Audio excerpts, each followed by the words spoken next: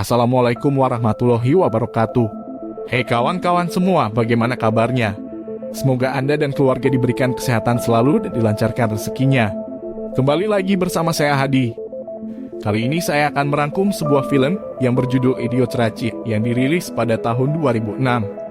Idiocracy adalah film bergenre petualangan komedi dan sains fiksi yang disutradarai oleh Mike Judge. Naskah Idiocracy ditulis oleh Mike Judge dan Ethan Cohen. Idiocracy menceritakan seorang pria dan wanita yang dihibernasi dan bangun 500 tahun kemudian dengan keadaan dunia yang sangat memprihatinkan. Bahkan di tahun itu manusia sangatlah bodoh dan tidak mampu untuk mengatasi hal-hal mendasar dalam kehidupan. Mulai perilaku dalam kehidupan manusia, hukum, ilmu pengetahuan, ekonomi, teknologi, dan masih banyak lagi sampai akhirnya seorang pria bernama Joe akan membawa perubahan yang sangat besar dan merubah tatanan kehidupan. Film ini berdurasi 84 menit. Penasaran dengan kisahnya?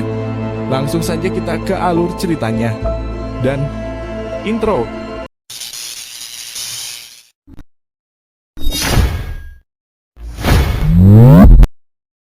Film dimulai di awal abad 21 dengan evolusi manusia berada di titik perubahan yang sangat-sangat jauh berbeda.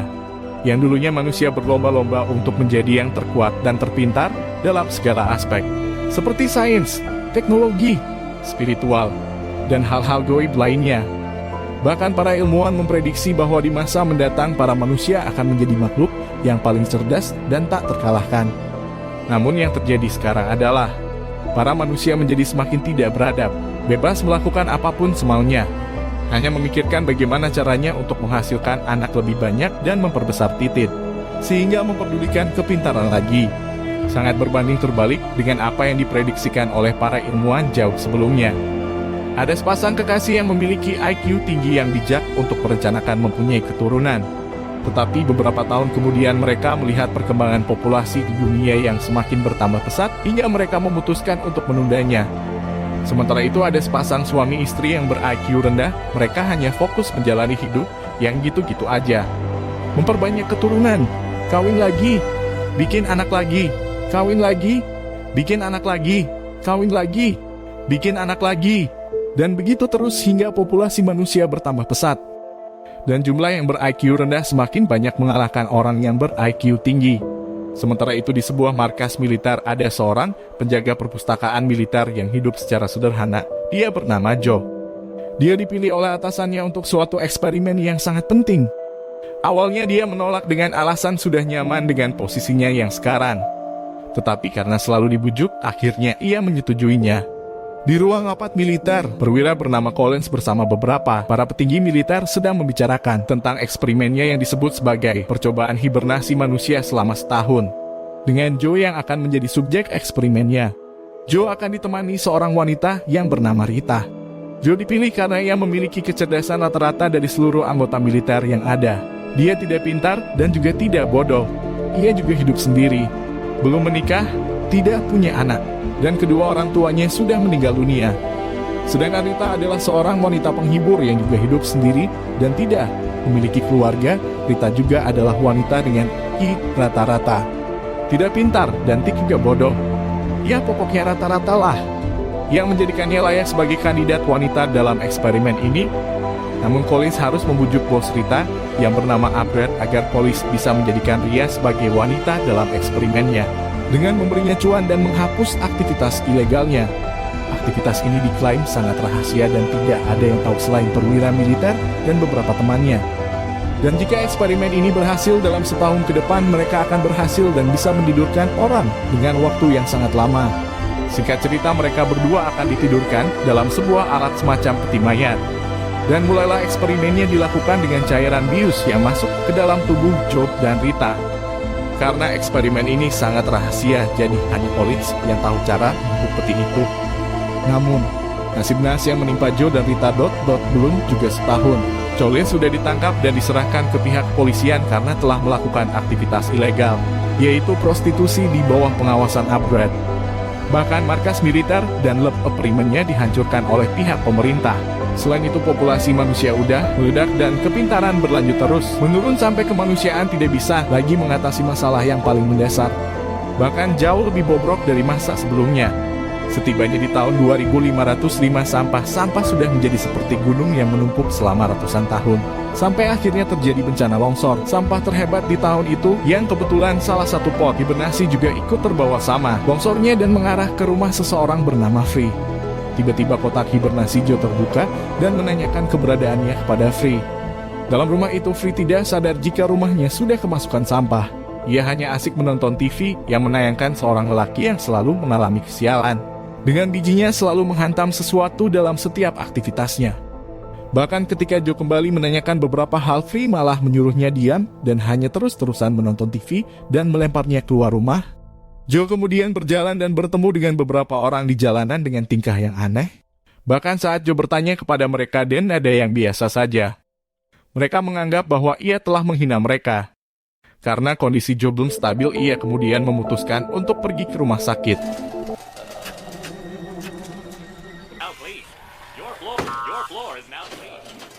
Sana ia berbicaralah kepada wanita resepsionis dan menjelaskan hal-hal yang ia alami.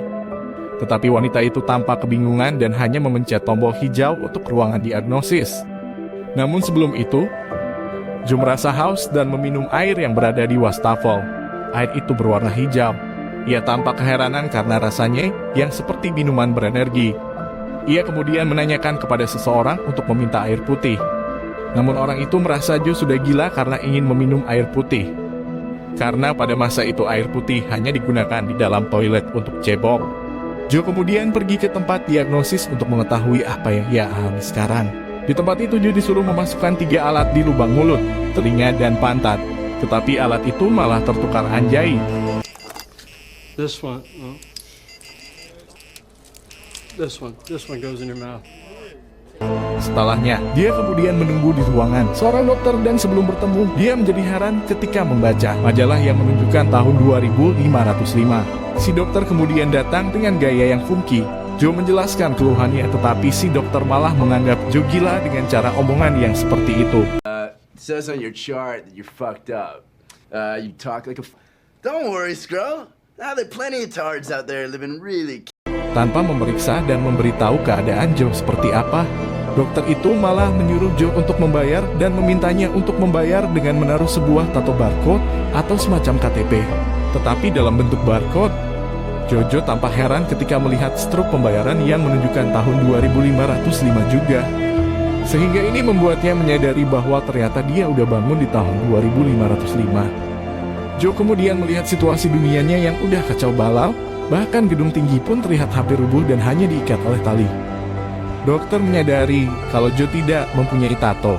Jadi dia pun membunyikan alarm untuk memanggil polisi yang membuat Joe terpaksa harus kabur dari rumah sakit itu. Akhirnya Joe mengetahui kalau situasi dunia udah sangat kacau dengan segala keanehan yang dia temui. Terlebih ketika Joe melihat papan iklan yang sangat vulgar dengan menggunakan kata-kata kasar yang dianggap biasa pada masa itu. Bahkan, saat Joe pergi ke bioskop untuk menonton, tayangan yang ditampilkan hanya pantat seorang pria yang tidak bergerak selama 90 menit. Bahkan film pantat itu menjadi tontonan nomor 1 dalam daftar perfilman dan telah memenangkan 10 Oscar berturut-turut. Karena Joe merasa lapar, ia kemudian mencari makanan dalam sebuah mesin makanan. Welcome to Carl's Jr. Would you like to try? Tetapi tak lama kemudian polisi akhirnya datang untuk menangkap Joe untuk dibawa ke pengadilan. Karena Joe telah kabur dari rumah sakit dan tidak membayar biaya rumah sakit. Joe kemudian dibawa oleh polisi dan saat itu juga ia melihat peti hibernasi yang dipakai oleh Rita sudah terbuka. Joe menduga kalau Rita juga sudah berhasil keluar dari peti hibernasi itu. Sesampainya di pengadilan, Joe tidak memiliki pengacara. Namun si hakim menunjuk seseorang untuk menjadi pengacara Joe. Tapi orang itu adalah Free. Meskipun Free adalah pengacaranya, dia malah menyalahkan Joe dan menuntut Joe karena telah masuk ke rumahnya melalui jendela dan mengganggunya saat lagi asyik-asyiknya menonton film biji terkuat di bumi. Akhirnya Free malah mendukung pihak lawan. Joe mencoba untuk menjelaskan yang sebenarnya, tetapi orang-orang malah menganggapnya gila dan menertawakan Joe dengan gaya bahasa yang ia gunakan. Padahal itu adalah bahasa paling dasar dan mudah dimengerti. Tanpa pikir panjang kali lebar, hakim langsung menyatakan Joe bersalah dengan hukuman penjara. mistrial here, sir. I'm gonna mistrial my foot up your ass. You don't shut. Please listen. I didn't say... through big gales of stupid laughter. Sementara itu, Rita terlihat ingin menghubungi Upgrade, tetapi ia tidak memiliki uang. Rita kemudian meminta uang kepada salah satu pria hidung belang yang ingin mantap-mantap dengan Rita. Dengan mudahnya orang itu memberikan uangnya pada Rita. Di tempat pembuatan tato, Joe dibawa ke sebuah mesin pembuat tato dengan teknologi yang modern tetapi bodoh. Setelah memasukkan tangannya ke dalam mesin, Joe disuruh untuk menyebut namanya yang dijawab dia kalau dia tidak yakin akan hal ini. Sure. No, it's not correct. Thank you. Not confirmed. Your first name is not. Please confirm. Wait a second, can we start over? My name is Joe Confirmation is complete. Please wait while I tell. Tetapi si komputer malah menamainya tidak yakin. Joe mengatakan kalau namanya bukan tidak yakin, tetapi semua sudah terlambat karena komputer sudah mencetakkan nama dengan barcode di lengan Joe. Hingga akhirnya namanya sekarang adalah tidak yakin.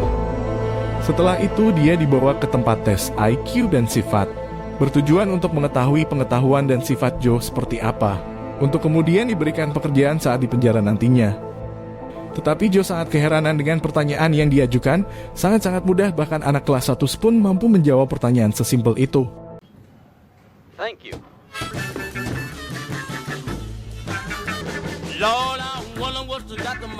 Namun tidak untuk orang yang berada di sebelahnya yang bahkan ia tak bisa memasukkan balok sesuai dengan bentuknya karena saking bodohnya. Dan menganggap bahwa itu adalah hal yang sangat sulit untuk dipecahkan. Setibanya di penjara, Joe melihat banyak sekali orang-orang dengan penampilan yang menyeramkan, tetapi dengan tingkah yang sangat bodoh. Joe kemudian mencoba untuk membodohi petugas dengan mengatakan kalau seharusnya dia sudah keluar dari penjara hari ini. Dengan mudahnya para petugas mempercayai Joe begitu saja dan Joe akhirnya kabur dari penjara itu.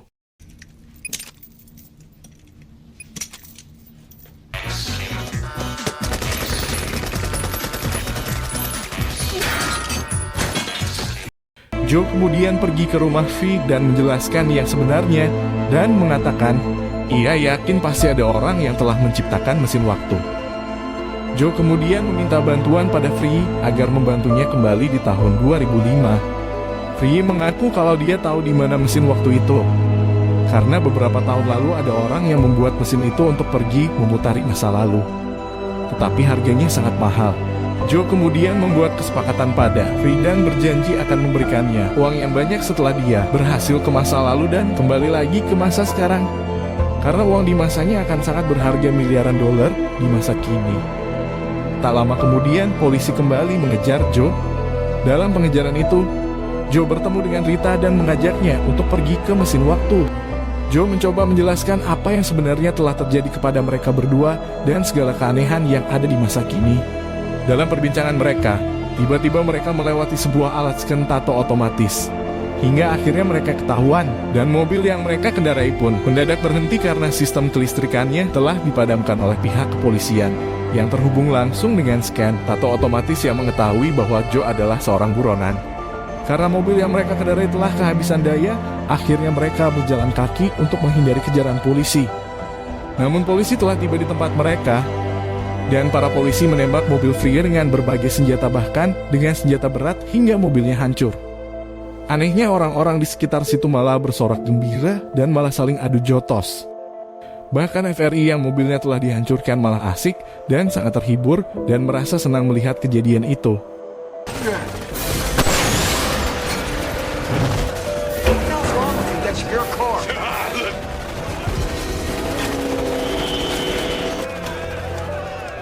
Akhirnya mereka bertiga tiba di suatu padang yang luas dan gersang.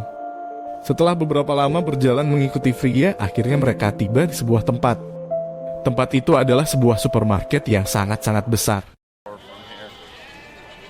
Costco, I love you. Oh, I love you. Dad was an alumnus and... Hey, come on, Joe. Already told. Rita yang tidak tahan karena mau barat, ia pamit untuk ke toilet. Belum juga Rita balik alat scan yang ada di tempat itu kembali mendeteksi Joe sebagai buronan. Sehingga semua layar yang ada di situ menunjukkan bahwa Joe adalah seorang buronan. Joe yang terpisah dengan Rita memutuskan untuk menunda kepergiannya ke mesin waktu. Joe juga nampak kurang yakin dengan mesin waktu yang dijelaskan oleh Free.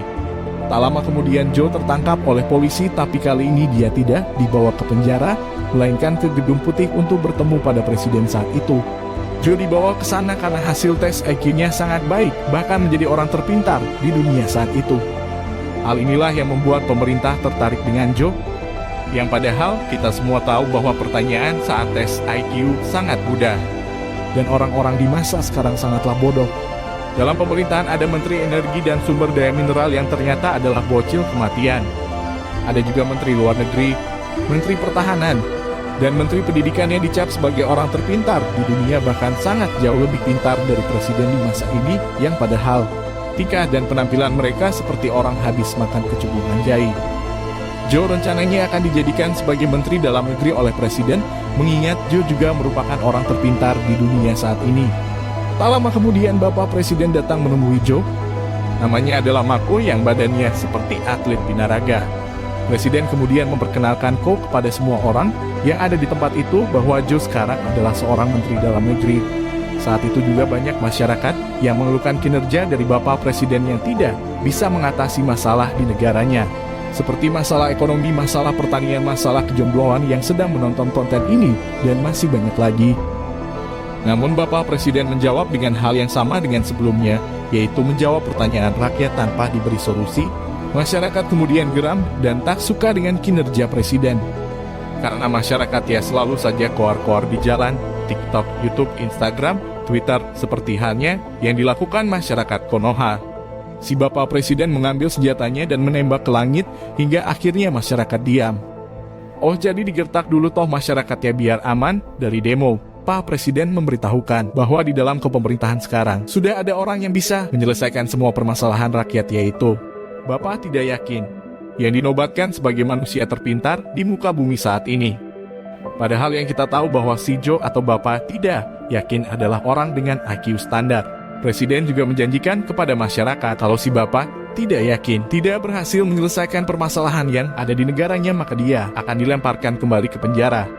Setelah selesai dengan semua itu, Joe kembali ke kantor dan bertemu dengan para menteri yang lainnya.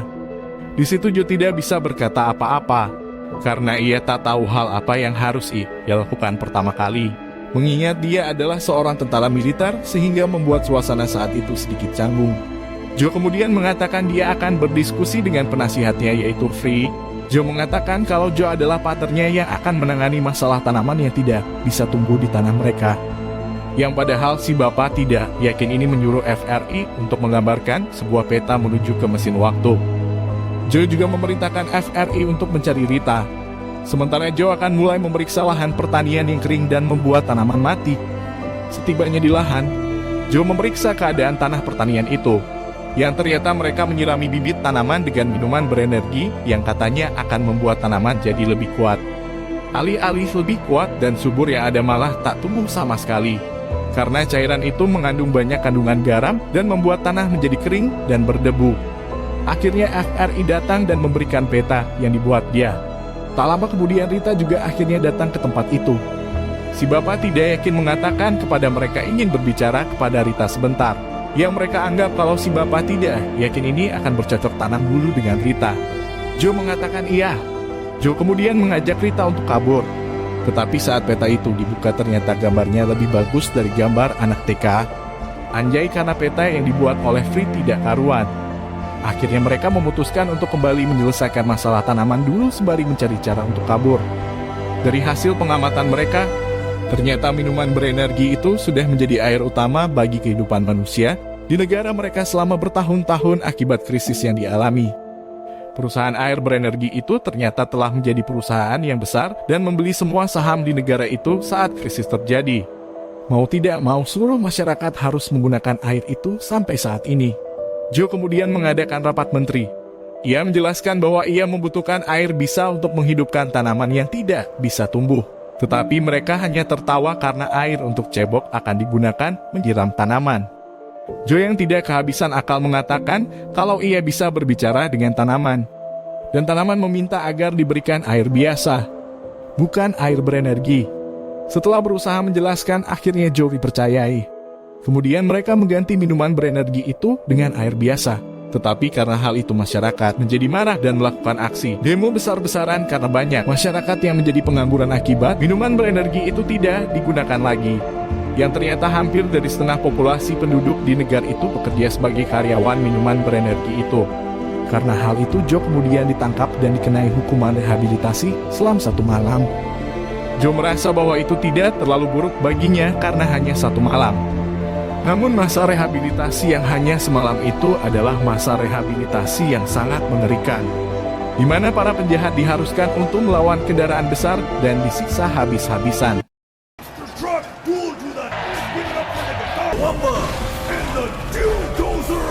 Joe kemudian terlihat telah dirantai dengan batu yang sangat besar. Anjay, aksi itu ditayangkan langsung di TV.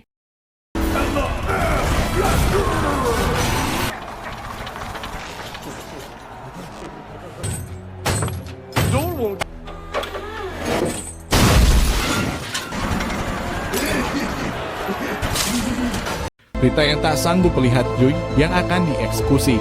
Ia kemudian memalingkan pandangannya ke arah jendela dan melihat ada sesuatu yang telah tumbuh di tanah. Rita kemudian meminta FRI untuk segera mengantarkannya ke tempat eksekusi. Bukan hanya itu, ladang juga terlihat telah ditumbuhi tanaman dengan jumlah yang sangat banyak, yang membuktikan bahwa Joe telah berhasil mengatasi masalah tanaman yang tidak bisa hidup. Rita kemudian bergegas menemui presiden dan mengatakan kalau Joe telah berhasil. Tetapi presiden tidak menghiraukan perkataan Rita dan hanya asik menikmati eksekusi Bapak tidak yakin. Sementara itu, Joe terlihat sedang berusaha untuk mempertahankan diri dengan mencoba melawan mobil-mobil raksasa yang ingin mengeksekusinya.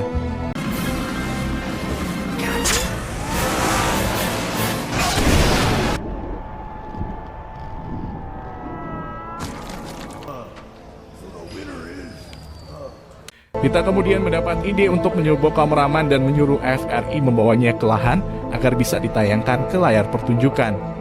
Sementara Rita ke ruang kendali kamera, di sana dia bertemu seorang pria yang berbadan besar. Rita menyogoknya, namun pria itu tidak mau.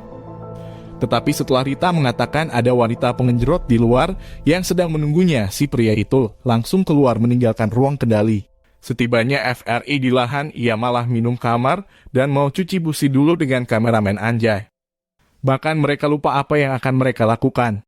Di sisi lain, Joe masih saja berusaha untuk melawan eksekutor.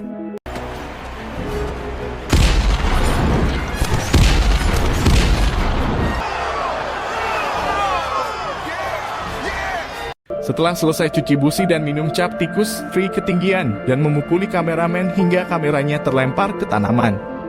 FRI yang telah melihat tanaman akhirnya ia ingat dengan apa yang harus ia lakukan. Akhirnya ia merekam semua tanaman yang tumbuh di lahan itu. Presiden yang kemudian melihat hal itu, ia mendatangi Joe di ring eksekusi dan menyelamatkannya.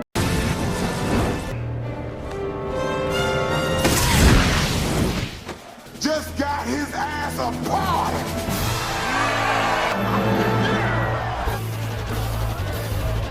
Dan akhirnya Joe dibebaskan dari hukumannya. Presiden kemudian merayakan keberhasilan Joe bersama masyarakat dan menjadikan Joe sebagai wakil presidennya.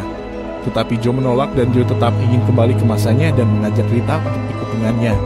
Namun Rita menolak dan mengatakan kalau dia lebih senang di masa yang sekarang. Masyarakat yang mendengar hal itu sangat sedih dan mereka akan kehilangan orang terpintar di muka bumi. Joe yang melihat hal itu tidak tega. Akhirnya dia memutuskan untuk tetap tinggal di masa kini dan akan menyelesaikan segala permasalahan di negaranya yang saat ini. Saat lagi seneng-senengnya, bocah menteri yang lagi mabok memberitahu kalau mesin waktu itu hanyalah wahana anak-anak yang membawa kita berkeliling melihat miniatur masa lalu. Joe sangat kesal pada Free dan menyadari kalau mereka memang tidak bisa pergi lagi ke masa lalu. Singkat cerita, akhirnya Joe dan Rita menikah. Joe sekarang telah menjadi presiden dan wakilnya adalah FRI. Joe memiliki 3 anak dan menjadi anak tercerdas di muka bumi. Sementara Free memiliki 4 istri dan 28 anak terbodoh sepanjang sejarah. Anjay, di akhir film kita diperlihatkan si bapak tidak yakin yang sedang berpidato dan mengajak semua masyarakat yang membangun negaranya menjadi lebih baik. Dan filmnya pun tamat. Terima kasih buat teman-teman yang sudah menonton. Buat kalian semua sehat selalu.